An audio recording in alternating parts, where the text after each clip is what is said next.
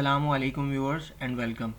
11 मार्च 2023 इस क्लोज होने वाले वीक में KSE 100 456 पॉइंट प्लस रहा और 41,793 की क्लोजिंग। वॉल्यूम जो है 489 million as compare to 450 million. 5 weeks पहले ये हैवी वॉल्यूम हुआ था 824 मिलियन का, और फिर उसके बाद लैकलस्टर एक्टिविटी 2 वीक्स उसके अंदर ही प्राइस होवर करती रही, और फिर एक लोअर वीक के बाद थोड़ा सा अप होते हुए। अच्छा, अभी फ़िलहाल ये इस रेजिस्टेंस एरिया, सप्लाई एरिया और रेजिस्टेंस एरिया के अंदर ही है।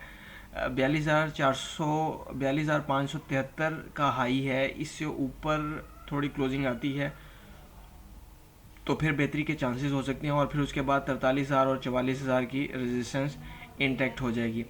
अच्छा, इसके लाइन ग्राफ में हम देखें तो ये अभी हेड एंड शोल्डर का breakout, inverse head and shoulder जो है उसका ब्रेकआउट नहीं हुआ, तो अभी ये उसके अंदर ही है। लेकिन ये अभी प्राइस जो है ये स्ट्रगल कर रही है इस वीकली हेड एंड शोल्डर के ब्रेकआउट के लिए।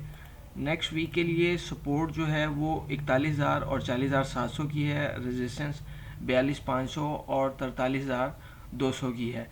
ये वही एरिया है कि इससे ऊपर आने की सूरत में, इस सप्लाई एरिया से ऊपर क्लोजिंग आने की सूरत में फिर थोड़ी सी ऊपर की प्राइसेस निकल सकती हैं। ट्रेंड तो बियर ही है, ये मैं प्रीवियस वीडियोस में भी जिक्र करता रहा हूँ कि लोअर हाईज लग रहे हैं और लोअर लोज लग रहे हैं। लोअर हाई ये 3 लोअर हाई सिमेट्री में, उसके बाद फिर ये 3 लोअर हाई हैं और लोअर लोज हैं। ये हॉरिजॉन्टल लो है और उसके बाद 2 लोअर लोज 38,000 से जब मार्केट ने, जो कि एक क्रूशल एरिया था, वहाँ से अब ट्रेंड बियर ही है उसमें और स्लो मूव के साथ। अच्छा जी, डेली बेस पे हम देखते हैं तो डेली बेस पे ये एक हेड एंड शोल्डर है इन्वर्स जिसका ब्रेकआउट हुआ है, और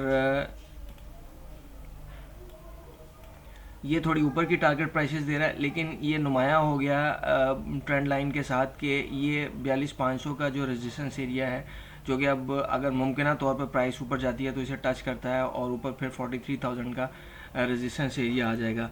इस वक्त IMF के साथ स्टाफ लेवल एग्रीमेंट भी बहुत शिद्दत से इंतज़ार हो रहा है, और जो फरवरी के इन्फ्लेशन के नंबर्स हैं वो 31.50% हैं, जो कि 50 ईयर्स के हाई पे हैं, और ये बहुत ख़तरनाक सूरत हाल है।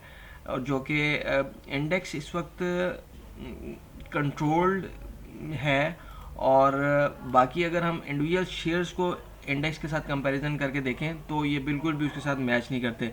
अच्छा, रिसेंट डेज़ में ऑयल एंड गैस में एक अच्छी मूव देने के बाद शिफ्ट ऑफ हैंड जो है वो प्लेयर चूँकि एक अच्छी मूव देने के बाद उसमें से निकल जाता है, और फिर बाकी पार्टिसिपेंट्स जो हैं वो लेट कमर्स उसमें पार्टिसिपेट कर रहे होते हैं, प्लेयर नेक्स्ट मूव में चला जाता है। ऑयल एंड गैस के बाद सीमेंट, जिसका मैं मुसलसल जिक्र कर रहा था कि ये इन्वर्स हेड एंड शोल्डर के ब्रेकआउट के बाद उसका टारगेट अचीव होते हुए 43 से 150 का हाई तकरीबन लग गया।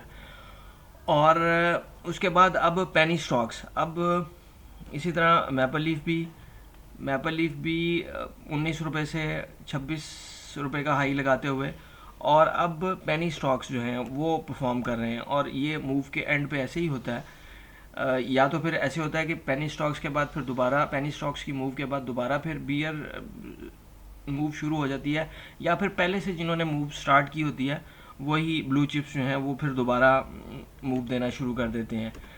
टैली बड़ी अच्छी move inverse head and shoulder की फॉर्मेशन के ब्रेकआउट के बाद अपने रेजिस्टेंस एरिया में अप्रोच करता हुआ 850 इसका एक सपोर्ट थी, जो कि अब रेजिस्टेंस बन रही है। 200 की एवरेज जो है वो भी उसके ऊपर ही इस वक्त ट्रेड हो रहा है। Thank you for watching the video.